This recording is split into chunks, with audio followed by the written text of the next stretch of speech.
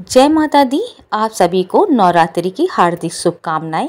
माँ दुर्गा की कृपा आप सभी पर बनी रहे। आज हम नवरात्रि की पूजा की एक बहुत ही सरल और संपूर्ण विधि जानेंगे जिससे कोई भी भक्त अपने घर पे आसानी से कर सकते हैं।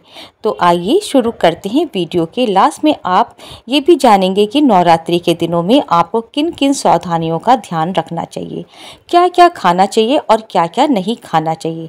तो नवरात्रि के प्रथम दिन कलश की स्थापना की जाती है।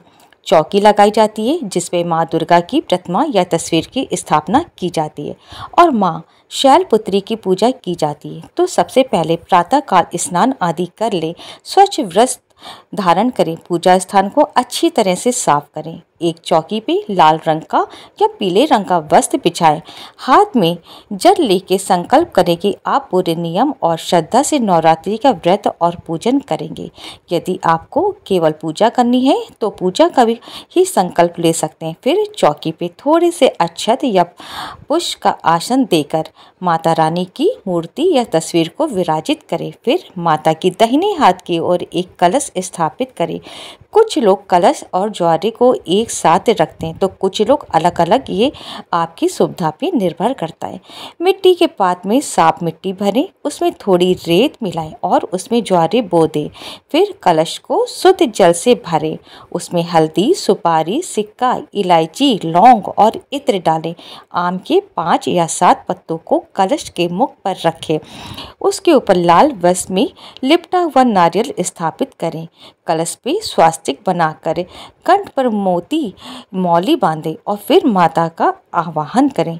दीपक जलाकर सबसे पहले माता को साक्षी माने और फिर स्वास्तिक बना के उसके ऊपर दीपक रखें, जिससे चौकी पर ही आपको स्थापित करना है। बहुत से लोग अखंड दीप भी जलाते हैं तो अखंड दीप भी आप आसन देकर ही रखें और अखंड दीप जलाने का भी आपको संकल्प पहले ही दिन से लेना चाहिए। जो लोग पूरे 9 दिन तक अखंड दीप नहीं जला पाए वह केवल पहले और अंतिम दिन भी यानी 24 घंटे के लिए भी अखंड ज्योत जला सकते हैं। सबसे पहले विघ्नहर्ता भगवान गणेश जी की पूजा की जाती है। तो गणेश भगवान की प्रतिमा को या फिर एक सुपारी पे मौली या कलावा बांध के गणेश भगवान जी का प्रतीक मान के उनकी भी स्थापना चौकी पर ही करनी चाहिए। अब गणेश जी को कलश और माता रानी को वस्त्र रूपी कलावा यानी मौली अर्पित करें।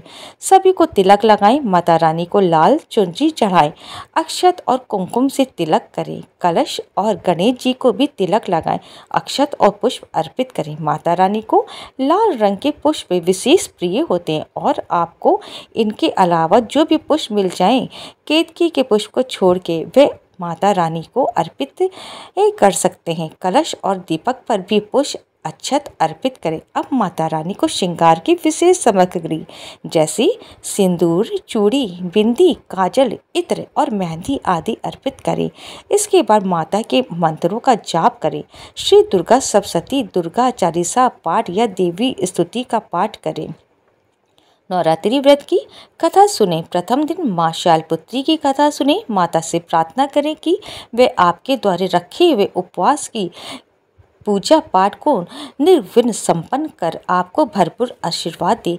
नवरात्रि के 9 दिन भक्त अपने घर में छोटा सा हवन करके फिर आरती करते। तो हवन करने के लिए घी में भीगी हुई 2 लौंग लेके हवन अग्नि में आहुति देनी चाहिए।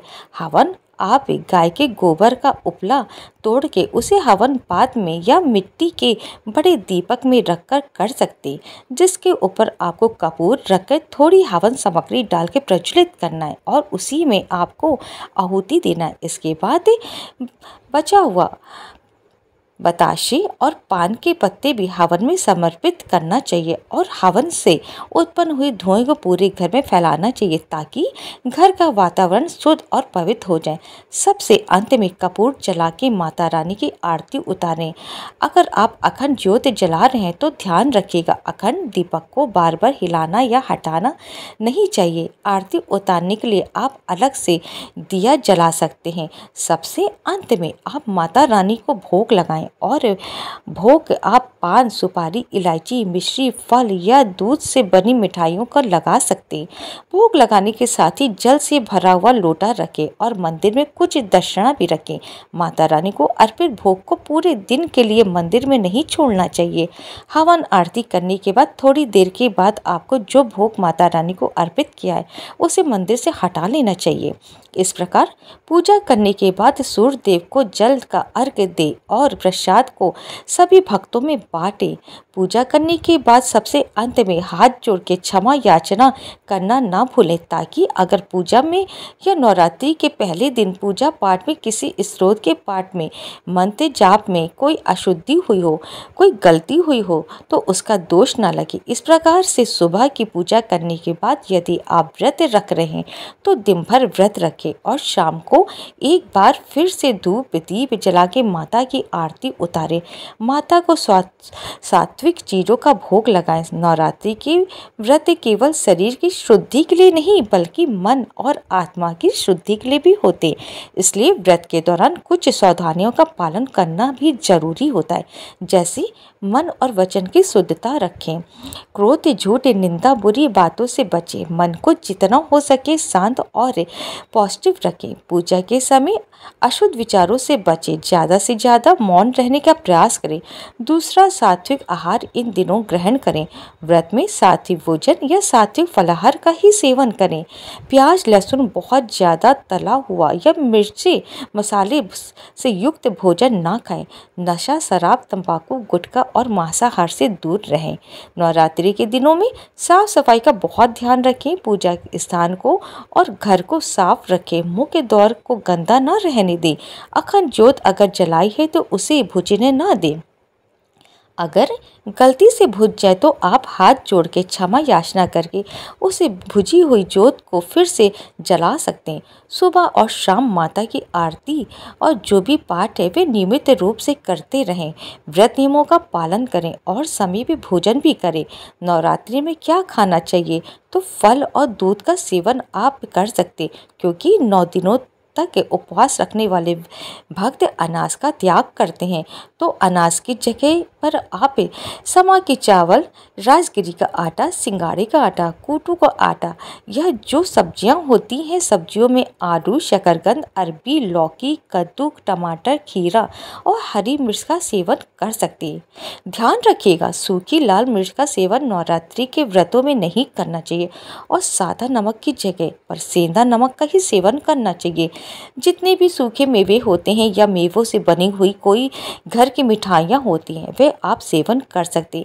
मीठे पदार्थों में गुड़, शक्कर, चीनी, मिश्री और खांड का सेवन कर सकते हैं। साबूदाना खीर, मखाना या राजगिरी का हलवा, लौकी की खीर आदि खा सकते हैं।